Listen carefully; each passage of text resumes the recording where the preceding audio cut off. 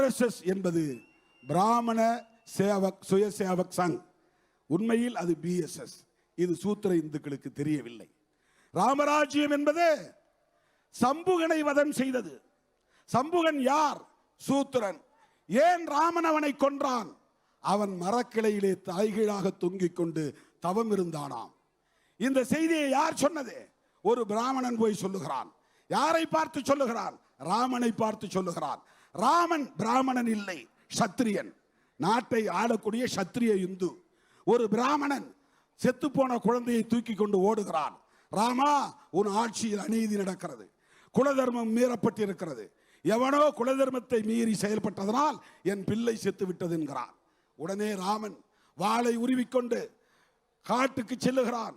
எவன் தவம் இருக்கிறான் என்று தேடுகிறான். ஒருவன் மரக்கிளையிலே கால்களை மேலே போட்டுக்கொண்டு தலைகீழாக தொங்கிக் கொண்டு தவம் இருந்திருக்கிறான். அவனை பார்த்ததும் ராமனுக்கு ஆத்திரம். நீ யார்? உன் குலம் என்ன என்று கேட்கிறான். அவன் சூத்திரன் என்று சொல்லுகிறான். உடனே விசாரணை இல்லை, சாட்சியம் இல்லை, எந்த விதமான புலனாய்வும் இல்லை. ராமனே நேரடியாக சம்புகன் தலையை வெட்டுகிறான். ராமன் நீதிமான், சிந்தித்து பார்க்க வேண்டும். இந்த RSS என்கிற BSS கும்பல் சொல்லுகிறது, இப்படிப்பட்ட ஒரு ராஜ்யம் தான் ராமராஜ்யம். குலதர்மத்தை மீறினால் சிரச்சேதம், தலை துண்டிக்கப்படும். அப்படிப்பட்ட ஒரு ஆட்சி நிர்வாகத்தை இங்கே கொண்டு வருவோம் என்று சொல்லுகிறார்கள். அவர்கள் ஜெய் ஸ்ரீராம் என்று சொல்லுகிறார்கள். அதற்கு என்ன பொருள் என்றால், ராமருக்கே வெற்றி, அதாவது பொருள் ராமர் தான் வெற்றி பெறுவார். அதற்கு மாற்றாகத்தான் நாம் இங்கே ஜெய் பீம் என்று இந்தியா முழுவதும் முழங்குகிறோம். பீமாராவ் அம்பேத்கருக்கே வெற்றி.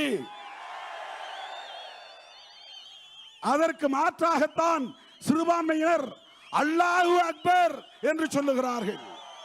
அல்லாஹு அக்பர் என்றால் மனுஷன் பெரியவன் இல்லை, இறைவனே மிகப்பெரியவன் என்று பொருள்.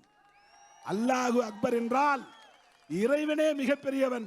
மனுஷன் ஆட்டம் போடலாம், அப்புறம் ஒரு காலத்தில் அவன் போய் முடங்கிடுவான். எல்லோரையும் விட பெரியவன் இறைவன் தான் என்று சொல்லுகிற முழக்கம்தான் அல்லாஹு அக்பர் என்பது. அவர்கள் அல்லாஹு அக்பர் என்கிறார்கள்.